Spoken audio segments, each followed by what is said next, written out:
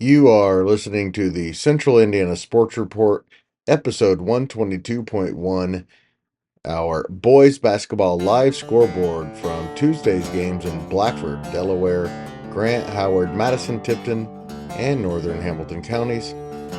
Michelle Garmon of the Tipton Tribune and Will Rutherford co-hosted.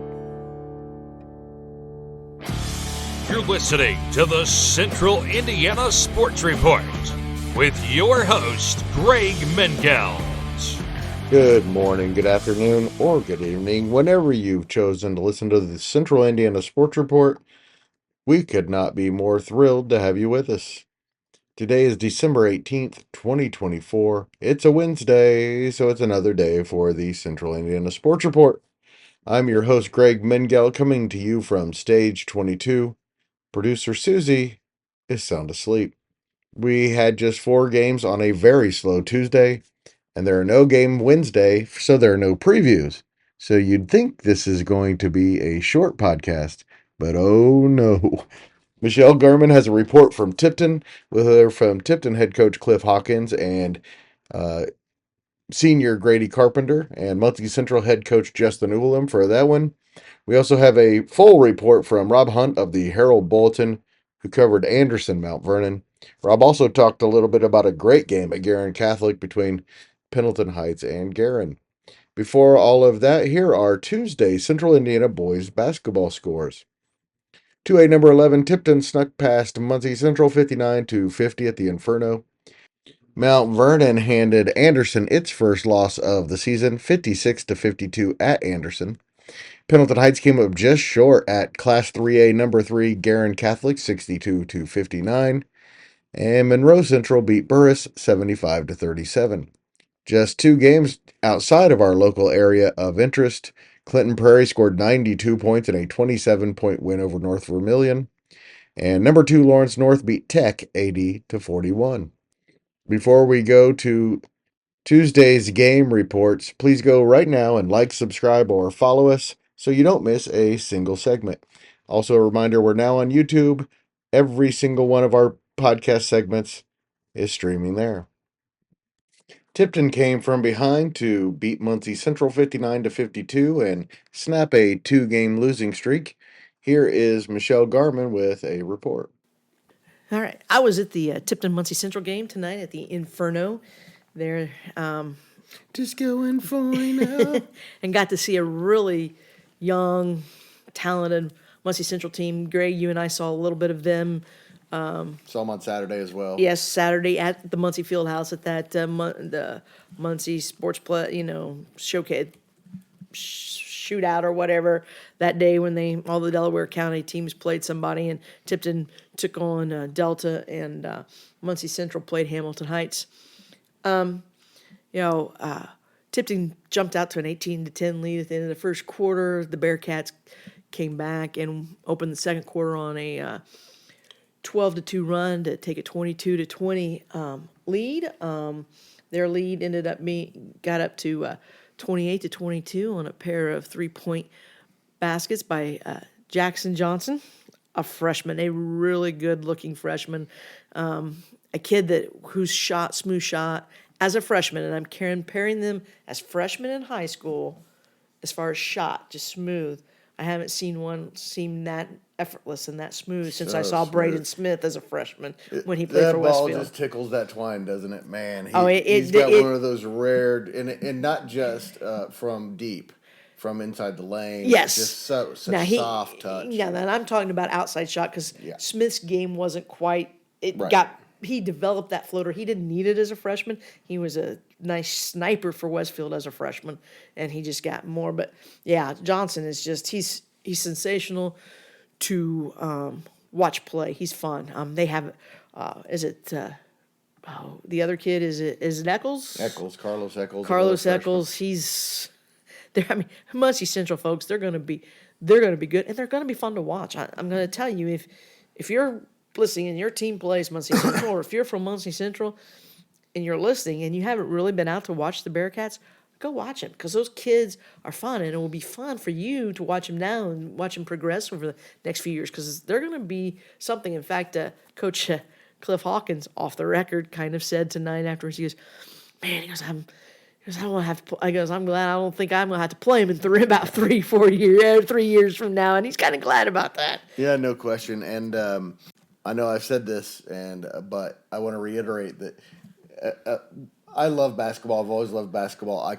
I feel like I can spot good coaching, and he's one that if you're in the gym for a quarter, you can see good coaching. All the kids are on the strong hand. You know, they're on the shoulder of they're in the right positions. You can tell that, particularly those two, Jackson and Eccles. There's another one, a sophomore. I can't think of his name. They're smart. They listen to their coach. They're doing the right things. And they're not going to compete for championships this year. I don't think that's in the future for this year. But I won't be surprised if they're beating teams at the end of the year that are championship level teams. I wholeheartedly agree with you. I mean, those kids are, freshmen are freshmen, but by the end of the freshman season, they're sophomores, and sophomores are juniors. It's, so by the end of the season, they are, and they're just. And by the way, they do have a good senior leader in L.J. Strange, who, Yes. A little bit of veteran help there. A kid with gets a lot of rebounds and also has a nice touch for a big guy, strong. Yes. So anyway, the two back-to-back threes by Johnson gave him that 6-point lead. Tipton's two seniors, two of their three seniors, but their senior backcourt duo of Sam Quigley and Grady Carpenter ended the half by first Quigley converted a 3-point play, and then Grady hit a floater in the lane and got Tipton with a 1 point, 28-27 at halftime. Johnson hit a three-pointer early in the third quarter and gave Muncie Central its biggest lead of the game at 33-27, 6 points. Tipton battled back, managed to tie it on a after Carpenter hit a basket that Sam Quigley had a steal and a layup and tied the score at 37-all with just under 3 minutes to play in the third quarter. Johnson hit a floater in the lane, and Muncie Central went on to go up 41-37, but Carpenter scored the final basket of the third quarter to get Blue Devils within 41-39. The fourth quarter was Tipton owned the fourth quarter. And Grady Carpenter. Well, not just it wasn't. Yeah, it wasn't. But there were three reasons. One was a player, Grady Carpenter, but the three reasons that Tipton owned the fourth quarter was Grady wanted to guard Johnson, and he did. And once he did, once he took over, he kind of shut him down. And it was good because once he took over and Tipton could really go man, Muncie Central exploited Tipton's zone. A lot of that is just because mainly when Tipton was in that zone was when they were big with the 6'8" sophomore Grayson McFalls, who had a nice night tonight offensively and did rebound pretty well there in the first half. He just is not skilled enough to come out defensively yet. Doesn't have that lateral quickness to come out and guard. And as you said, Strange is a post, but he's a post that can come out behind the 3-point line and do things. So it was Carpenter taking Johnson. It was subbing in another sophomore, 6'2", 6'3", Quinn Smith in for McFalls. And Quinn is a strong kid, but he's athletic. His mom, by the way, is a state medalist in track and field in both the 400-meter dash and the long jump back when she was in school, and was a great soccer player. And so he makes me think of his mother because he's calm and cool, on the floor. I mean, so bringing him in defensively helped. And he also hit came up with two nice scoring plays. But by doing that, though, by putting Grady on 12, and by bringing in Smith, and that allowed him to leave Landon Spidell in because it's hard to play with two bigs. Tipton especially against a team like Muncie Central. So that allowed Landon Spidell, to kind of be underneath, and he's athletic. He can come out and jump. He's not super tall, but they had quickness, and by doing that allowed then Sam and Peyton Aller, Sam Quigley and Peyton Aller to really go out and harass the ball handlers from Muncie Central. And I thought their youth showed, a little bit, especially with Sam Quigley. And Peyton, they're gnats playing defensively. And so that helped. And then Grady going down inside and finding where he was best, where he could really exploit Muncie Central. And unfortunately for him, his outside shot is still not really going down on a consistent basis. But when he goes into the lane, and he could drive in there, but when he goes in and posts up the high post or whatever, gets the ball, he can do so many talented things. And he kept asking Coach, another play, give me another play. You find seams. And so he had, I think he had 11 points there. I mean, Tipton outscored Muncie Central 20-9 in the fourth quarter, and Grady had 11 points, and I believe 16, 17 of his 23 game-high 23 points came in the second half. Well, let's hear from Grady right now. Okay. We asked him about taking over there in the fourth quarter. Well, congratulations. After last weekend, this is probably a bit of a relief. Oh, yeah. It felt good to, get back in the winning category. We always make it a big deal to win at home, and I think this was good for our confidence tonight. Down the stretch, you kind of took over. Was that a mindset you had, or did it just come to you? A little bit of both. I'm always in attack, trying to make the best play, score, pass. But Coach was also getting me in spots, telling me to attack and go, and I think I did a pretty good job of that. He said that you kept saying, give me another one, because we're able to find you some seams. Yeah, I felt like I started to get it going there in the second half, and I just told Coach if he could get me the ball right there in the middle, top of the key area, I thought I was going to score or make a pass that led to a score almost every play. But it wasn't just your offense, because you ended up guarding number 12, and that was huge because he hurt you for 2 quarters, the second and the third quarter. You shut him down there in the fourth quarter. Yeah, I told Coach, he hit a 3, we called a timeout, and I told Coach, look, let me guard 12 and no switch, and I thought I did a pretty good job slowing him down, and I think that really turned our defense into offense. I think everybody knows how good you are offensively. How much pride do you take in your defense? A lot of pride. I've always taken quite a bit of pride in my defense. I just think you got to play defense to win basketball games. He's the best defensive player I've seen this year so far. He's been one of the best defensive players for Tipton since he's a freshman. He always got when he was a freshman, he always got the best player. Oh, yeah, he always did. Yep. Best I've seen so far.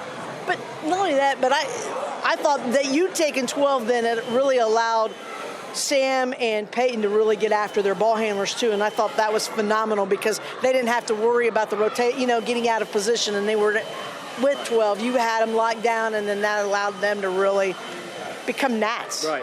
That's what we want them to do. I mean, we preach in practice. Coach wants them up there pressuring the ball, making guys uncomfortable. And like you said, I felt like me taking 12 away, slowing their offense down, it gave them an opportunity to really get them out of sorts and out of their offense. All right, I have one more question. It's been a little bit of a frustrating season. I could tell a couple of times you've been frustrated. Obviously, you don't like to lose. How much confidence do you have that this team is going to come together and be a championship contender by the end of the year? A lot of confidence. It's a lot different than years past. We're a really young group with guys that haven't had a lot of experience. I think we're going to get better each day, and come March when sectionals roll around, we're going to be playing our best basketball. So we believe in each other, and I believe in my teammates, so I think we'll be playing our best ball when it really matters. So we heard from Grady. Like I said, Grady almost had a triple-double tonight. Grady finished with 23 points, 9 rebounds, and 8 assists. That's more like the numbers that Tipton fans are used to seeing and basketball fans from Grady. His rebounds and assist numbers have been down a little bit. Of course, assist numbers depend on your teammates knocking down shots and knowing that if you're open, he's going to find you. Quigley, another great job. He is a senior who just quietly gets the job done, and I'm going to tell you, he probably leads the team in floor burns with Aller right there behind him. But Sam had 14 points, 3 rebounds, 3 steals, and Aller finished with 7 points and 3 boards. McFalls, 6 points, 3 rebounds. Smith, 5 points, 2 rebounds, but Smith's 5 points were key points. Smith, his first point came, Tipton was up 44-43. He drove down the baseline, in the lane and put up a floater, made it 46-43. And then he netted a baseline three that gave Tipton a 51-45 lead with under 3 minutes to go. And he's just like I said, he's a sophomore that is just going to get better. McFalls is a sophomore that's going to get better just the more playing time they get. And Landon Spidell had 4 points and 4 rebounds. And again, as a senior, just knowing the ropes. And I thought that, Coach Hawkins, he really went with just those 5. I mean, he went with Carpenter, Quigley, Aller, Smith, and Spidell in the fourth quarter. And it was a combination that was really working well. And Cliff Light, I think he was pretty happy with what he saw, and he knows it's a learning team. So let's just hear from Cliff right now. Yeah, just give us 24 hours to prepare. I tell you, I started yesterday at lunchtime and met with our sophomores individually and, let them understand what we're trying to do to build a basketball family and how it all fits together and how we'll get it together if we just stick together. And then last night we had a team meeting in here, and they were so close together they couldn't even move, because they were all right on top of one another. And we just went through what we're trying to get done. And obviously, our emphasis tonight was to control the defensive backboard as much as we could. And I thought we did a great job on that. I don't even know if they had a rebound at halftime on the defensive back. I thought we got those. And then obviously, we had enough stuff to run to give it just a seam or two for Grady to find. Because some of those things were all different. It just looked to be the same, but they were different. And it was enough that maybe one step was off, and he found that little sliver that he could go through, and he just kept saying, "Call me another one. Call another one." Okay, I looked down at my card. I didn't have anything left. We had to really reach tonight, but our kids just played excellent defense, and I think we showed our man-to-man was really good, and then we had to get out of it for a while, and then our trap when we were down 28-22 got us back to halftime 28-27. And then we got back to keeping them off balance a little while. And then we had to come back to man-to-man at the end and really narrow it down. And Grady took number 12 there, and he'd been hurting us bad. And he got 1 bucket on him, I think, after we switched. But and it was an inside bucket, not an outside bucket. So all good, because these kids work so hard here. We wanted to show we could play, and this is always a great win. The biggest thing now is we have to be so hungry now, because when you're a young kid like that and you get a win, you got to stay real hungry to go to Logansport in the Berry Bowl on Friday.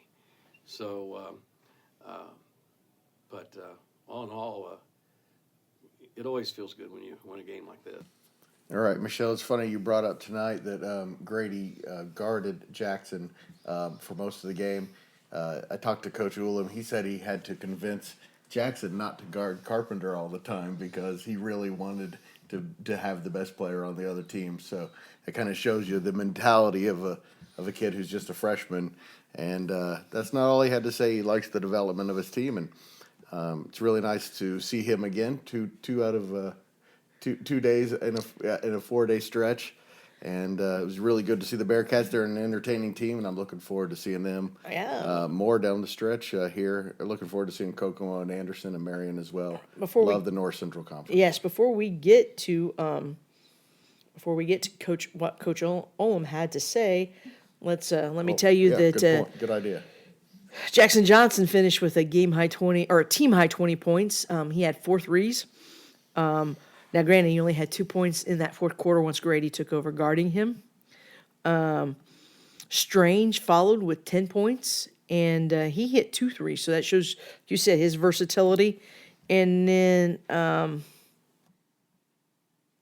Taylor had 9 points. Wells had 5.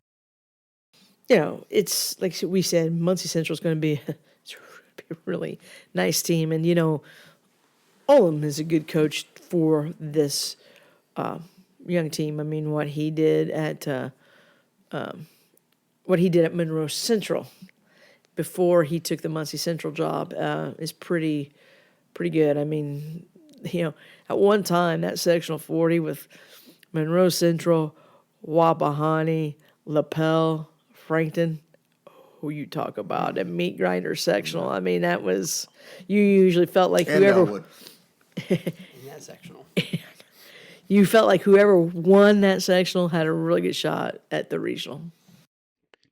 Tipton is back at home on Friday when it hosts 2 and 3 Logansport in a Hoosier Conference game. It's the Blue Devils' final game of 2024. Muncie Central hosts rival Delta on Saturday evening before playing in Delta's holiday tournament starting on the 27th.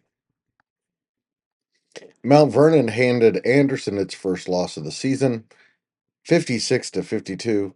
Rob Hunt covered the game for the Herald-Bulletin and had a report for us. It was an interesting game. Anderson did a really good job of shutting down Purdue recruit Luke Ertl. I believe he's committed. Yes. Matt Painter was actually at the game tonight. Nice. But they did a really nice job taking him away. Javon Warfield really shut him down.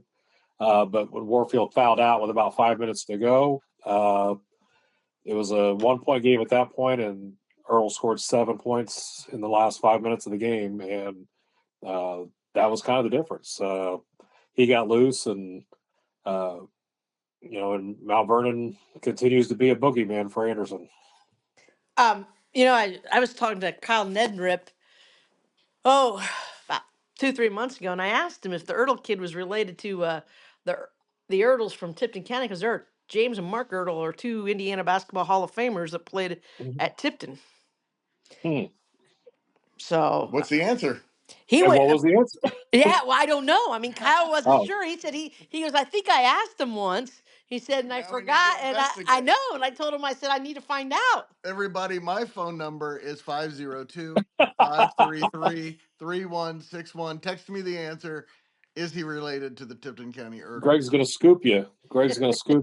Yeah, I don't know. I know his easy. older brother was a really good player. He went to Louisiana Monroe, I believe, one of the Louisiana schools. I kind of lost track after that, but he was a great player. And Mount Vernon's just kind of had Anderson's number. They've only played. This is only the 5th time they've ever played, and they've all been within the last 6 years. Yeah, Mount Vernon's being. They're only like 20 minutes apart. Yeah, when I looked at that, I assumed they played every year in every sport. No, when I saw they that played today, I was stunned by that. The conference. Yeah, and Mount Vernon knocked him out of the postseason 4 years in a row there, including twice by 1 point. And then this year, of course, last year was Greenfield that got Anderson, and this year they've this is their first regular season meeting, and it was a barn burner. It was an exciting game, but Anderson also I thought they ran out of gas a little bit at the end. Coach Bowling said something about that because Damian King did not come out of the game, Titus Hunter did not come out of the game. They only played 6 players until a couple players fouled out, and I think maybe the legs might have gone away toward the end of that game. It's still early in the season, so that's not surprising something like that would happen. What did the stat sheet look like for Mr. King? Damian, he had a nice game, 17 points, but was really he was kind of quiet late, which hurt Anderson when they're trying to hold off that rally by Mount Vernon. Solid game, 17 points. I think he had 8 rebounds, distributed the ball well, had 3 assists. Warfield finished with 13 or 14, and he might have impressed Coach Painter actually while Coach was there watching his guy. He might have been impressed with the defense that he played and some of the plays he made on offense as well. Rob, I know it's early, but what do you think about both of those teams' chances later on down the road come around postseason time? I think it's somebody's gonna have to beat Greenfield Central, right? Somebody's gonna have to figure out a way to beat quiet Mullins down or shut out the rest of the team. Greenfield's the team to beat in that sectional, it looks like, and and I think they will be until somebody does beat them. Anderson's a contender, Mount Vernon's a contender. I think people may be overlooking Mount Vernon a little bit, thinking they're down. Anderson was actually kind of heavily favored in the computers. I saw that today, which surprised me a little bit. I think that's a mistake. I think this Mount Vernon team is pretty solid. Yes. So I think either one of them could surprise us in that sectional. But I think it's Greenfield Central's the team to beat in that sectional. Yeah, of course you never know, especially if Mullins would be kind of skimpy or whatever, I guess. And they did lose the other night, and pretty convincingly. They might not be as good as we thought. Although Lawrence North's Correct. not too bad. No, of Lawrence course, North of is course. Lawrence North is a state final championship of contender. But Greenfield, they beat Ben Davis, right? That was one of their good wins, if I'm not mistaken. Rob, Will here. Just going back to Anderson, I'm obviously a Ball State guy, so I have a lot of love for the mid majors. Do you feel like Yes. Damian Keene's game translates to kind of a mid major D1 program, or do you think he's somebody that's going to potentially go, I don't know, D3 NAIA and get a spot to start right away? Oh, I think he's a D1 guy. He kind of has all the tools. He's got size. He's really transformed his body. He was kind of a scrawny kid when he was a freshman, and now he looks like a full grown man to me. I mean, he's strong. He rebounds well. He can shoot the three pretty well. One weakness of Anderson is going to be that they don't, as a team, shoot the 3-pointer very well, and that was evident tonight. But he's one who can. He handles the ball really well. He's strong. And I would say he's in that mid-major range. He'd be a good MAC recruit. I know IU Indianapolis, my alma mater. I'm going to continue to call it IUPUI though. Is I think is actively recruiting him. So that's kind of who I'm rooting for. But I think he would slot into that MAC level school for sure. I'm rooting for Taylor then, because that's where I went. So anyway, Pendleton Heights, Guerin Catholic tonight. How about that? Yeah, really good game. Pendleton's played really good games at times this year, and the record won't show it.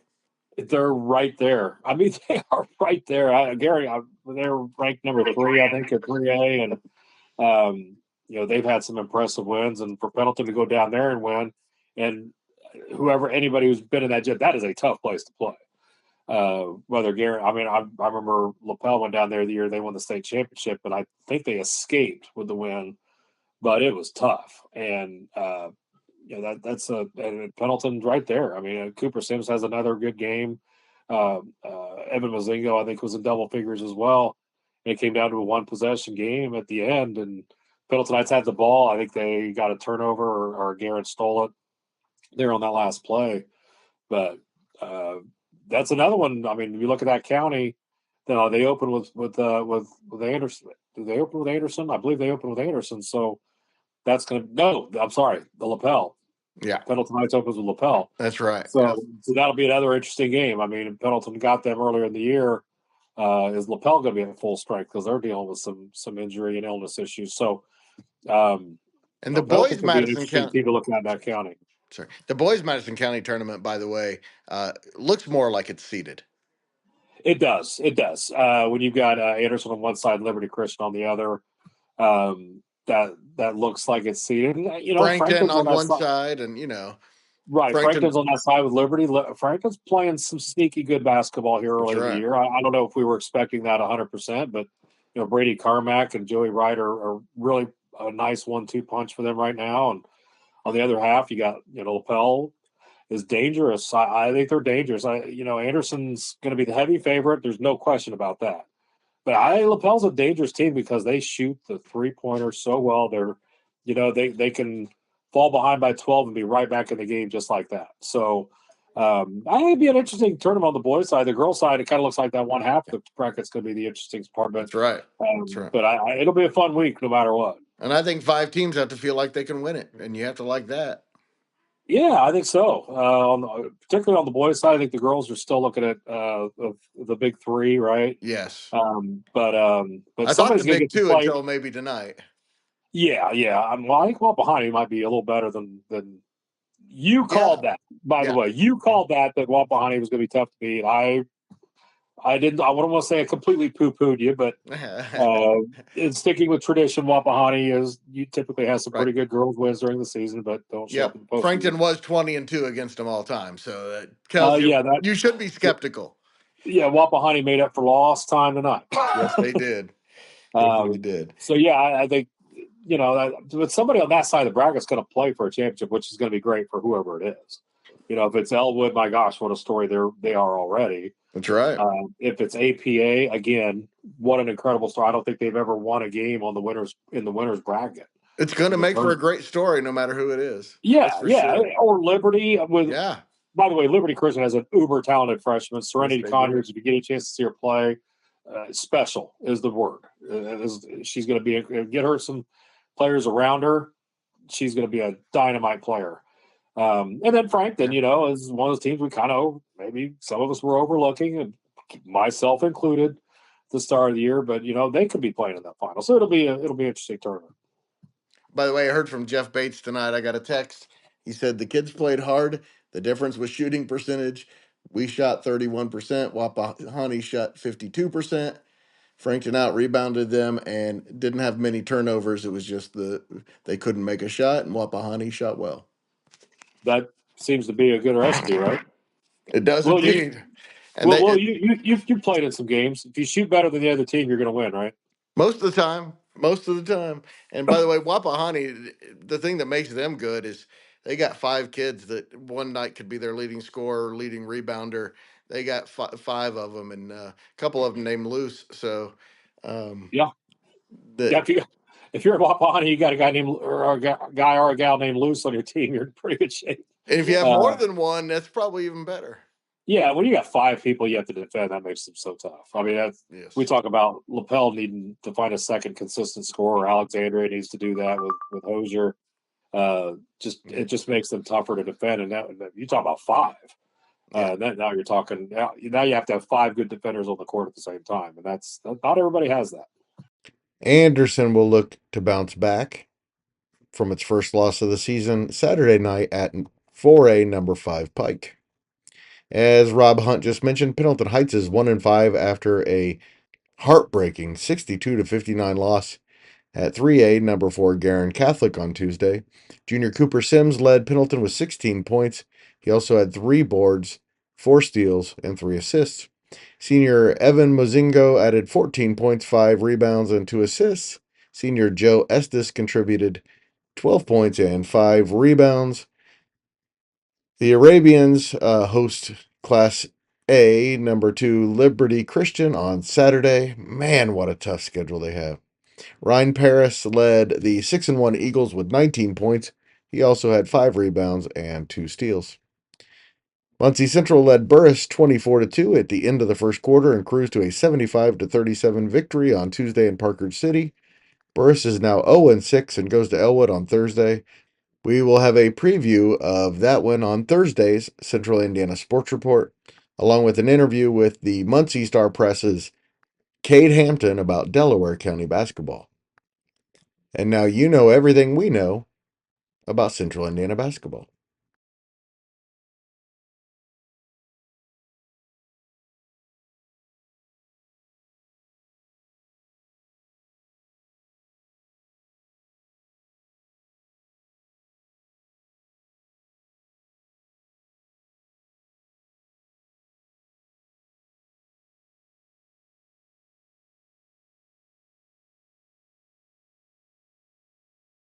The Central Indiana Sports Report is a project of ITG Media, and I love Susie.